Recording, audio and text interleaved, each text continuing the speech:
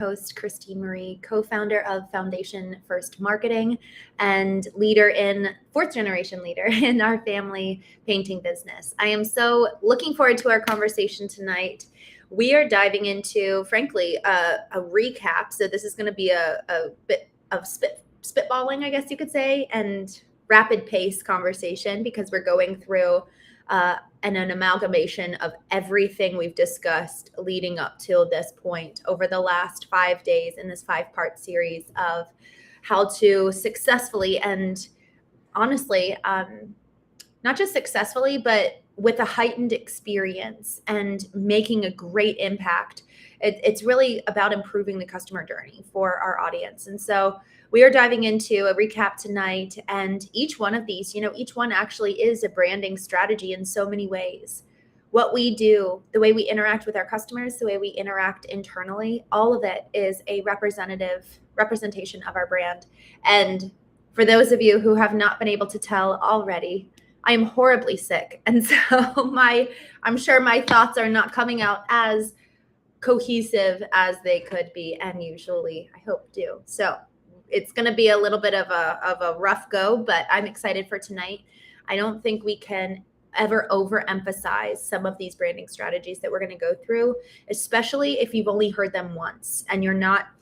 For a lot of us in the trades, it's hard. My dad, especially, he's leading for the last 40 years, this 100-year-old family painting business, and he doesn't have time to listen to podcasts. So we intentionally made this conversation short enough so that we can pop it in, listen for 10, 15 minutes on a drive, and then begin just slowly implementing in our business. So that's my hope for you, is that what we're doing for my dad, what we're doing for other clients, specifically on the branding and marketing side in the digital space, will really, really improve the manner in which your customers are converting.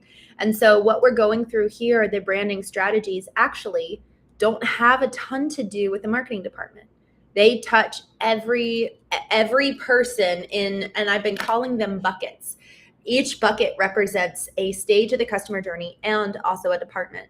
So everything we've been reviewing thus far, actually, for the most part, is touching the call center and how are we engaging as an internal company with the client and, well, with the lead, because they're not a client yet. And then also, how is the handoff going? How do we ensure there's no slippage or leakage? Because as we pass the lead, kind of like picking up that bucket of water and pouring it into the next bucket, how much leakage is there? So with that, I'm going to talk very, very high level. We are going to talk first about the very first experience that a customer may have with you. And so here's kind of branding strategy number 1 about online visibility. And frankly, it's not necessarily anything paid. So this is something that you and your team should be doing.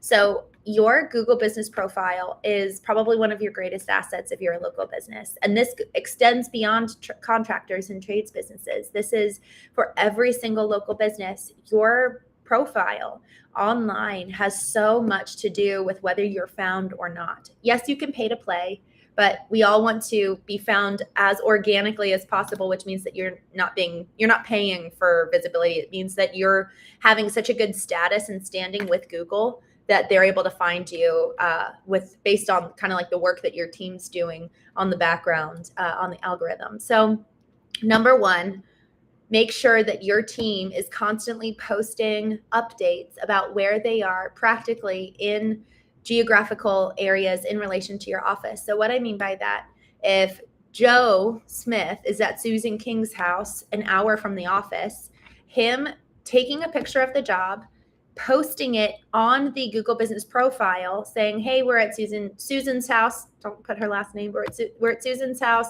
in Frederick, Maryland.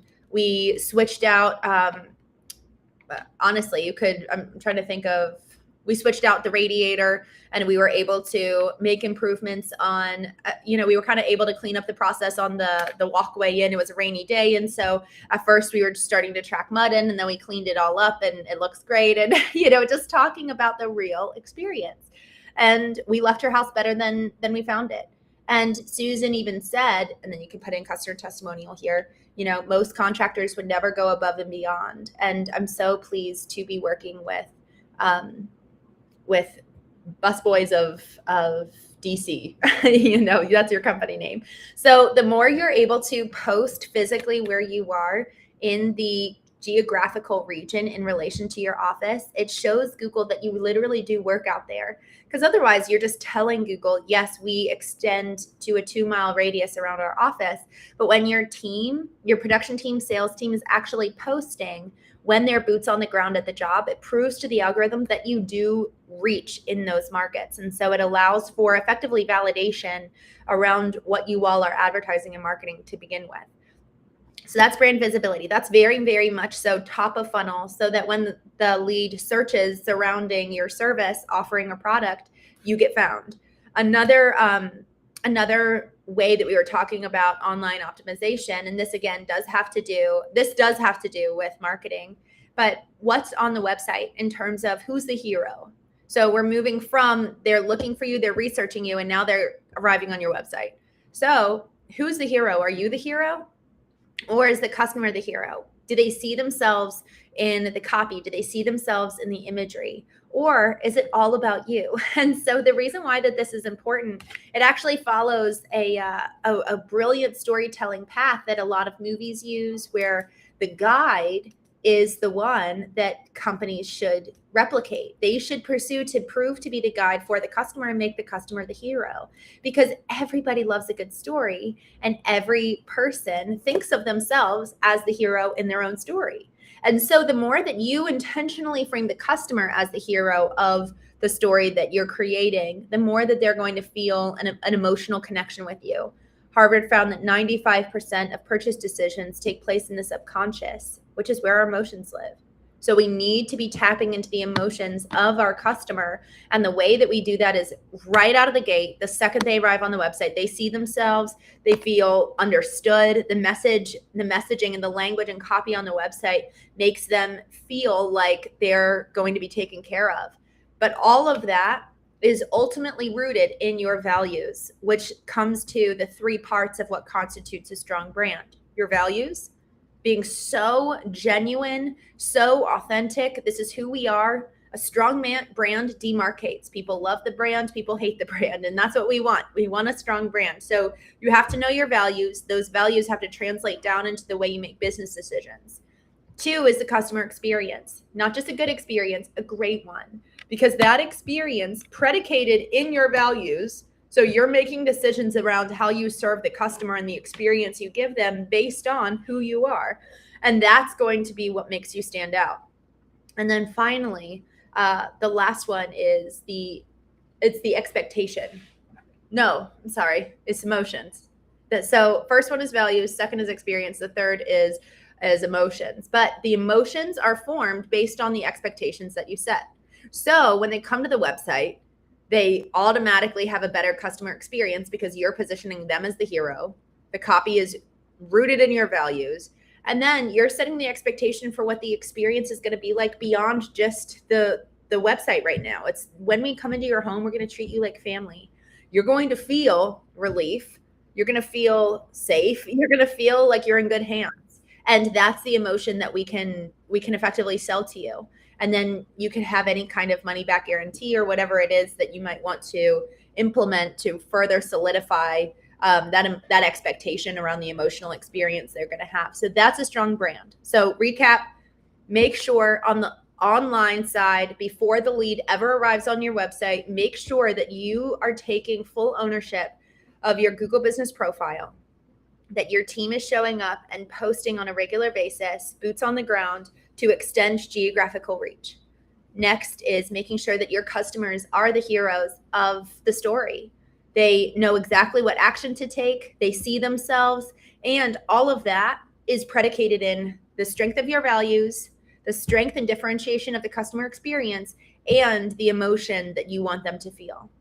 Now let's move into they're ready to take a phone call or make a phone call or fill out a form. So what happens next is critical. It is so important. And these 2 steps can kind of be done regardless if they take a phone call or if they fill out a form or make a phone call or fill out a form. If they call you and you do not answer, please, y'all, if you had to take away one thing, do this. Set up automated texting instantaneously. most contractors have that.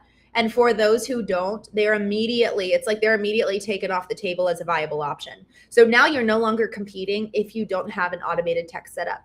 Y'all, this can take 30 minutes. This could take 30 minutes. It doesn't take long. It's not expensive. Let me know if you want this set up, if you don't have it set up. Seriously, this is probably the most important thing you can do. And then after that, also set up an automated email, because ideally you're answering the phones, but if you're not, almost all of the chance of you being able to recover that lead goes away due to the fact that you've got another competitor who is answering your phone call. But if you have a text message set up where they can actually schedule in real time with you right then and there, that's gold. That's money. Next, we're going to move on to the connection piece. So emotional resonance, we were talking about how Harvard found 95% of our purchase decisions take place in our subconscious, which is where our emotions live. Connection is so important. This is part of the customer experience. This is part of the emotional expectation that is on us as the company to fulfill on. And creating connection the moment we're on the phone with them, and perhaps even in that automated text or email, is so vital. So what I encourage businesses to do is ask for a personal detail right out of the gate. And I would even define 2 to 3 categories of questions, personal questions you guys ask, so that you can save it in your database really easily. And then that information can also be passed along to the salesman, because what's worse than not asking for personal information is if it's not translated to the next department. So with this whole, we'll talk about this in a moment, of how to effectively house the information you're getting on this call. But for the call center, once they answer the phone or make a call back, who? Personal details. Who are these people? Let's make them human, make them feel seen right out of the gate. Make yourself human. Who are you? And I even had a fun idea. One of the things, a lot of people are starting to set up AI generated phone answering systems. Frankly, I think you're going to be really differentiated by not having that. And I think the more that you can really have a real live person, the better. But if you're stretched and you're looking to grow and you just don't have the manpower right now, that's fine.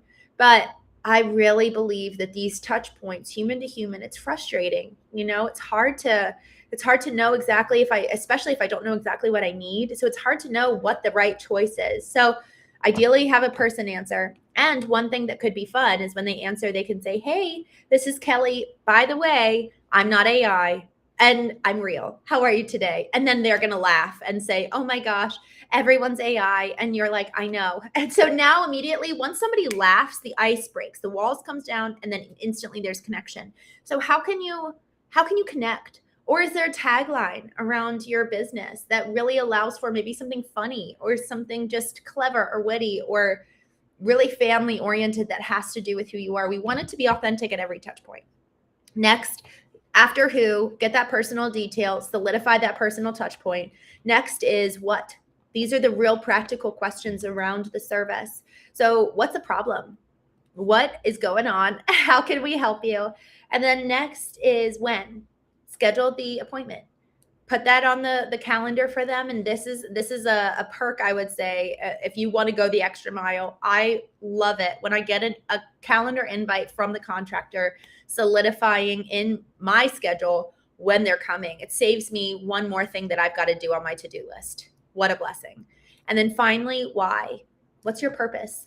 Why does your company exist? This is so you start with a personal touch point, you end with a personal touch point. And having the details and nuance of the appointment sandwiched within personalization really allows for them to remember you and allows for them also to feel really seen. So your why as a company is so important, especially when your price point can be tied to your why. One of my clients in the past, he started, when he started talking about price, he brought up his why. And he said that he's converted significantly higher ever since. Because when money is tied to a why and it resonates with the other person listening, it's like, absolutely, I get it. I have a family too, etc. So next is the expectation. So in the in-between time, especially if it's longer than 2 or 3 days, we really want to make sure that time we're touching them via text, via email, ideally, even the salesman calls and introduces himself and says, hey, I'm so looking forward to seeing you. Kelly said at the appointment center that you all have a wedding coming up, etc. So he's pulling from those notes. And so in order for him to pull from those notes, they need to be stored somewhere. Your CRM is one of the most important parts of your business. It's one of the most important pieces of your business. And so that, along with having an automated text message, if you don't have either one of those two things set up, that's so important. For example, when I started getting involved with the family business, all of our clients were in a spreadsheet, and a lot of our business was in Google spreadsheets. Or Excel spreadsheets. So it's really important that we're starting to save this information somewhere so that we can do something with it down the line, so that we can love on these people around Christmas time, so that we can enhance the experience, so that we can serve better. And so with that, Brian, I just saw you join. Good morning or good evening. I'm actually about to head out, Brian, but I will see you in about 10 minutes. Y'all, thank you so much for joining me tonight for our recap. Thank you for bearing with me as I am under the weather. If you want to dive deeper into any one of these, go ahead and watch any one of the last five episodes. They're between 10, one is 17 minutes, and I know this one's a little bit beyond 15. So I'm going to work to keep my time short with you. But for the most part, go and dive deeper if you'd like. Y'all, this conversion to lead to conversion process is so important. And it really warrants our engagement and us really looking into the details and us examining, lifting the lid of the car, the hood of the car, and just seeing what's going on in there. We'll talk more about the handoff tomorrow between the lead or call center and appointment rep, and then also the handoff between appointment rep or salesman and production. So we'll dive into that more tomorrow. But in the meantime, have a wonderful night, and I will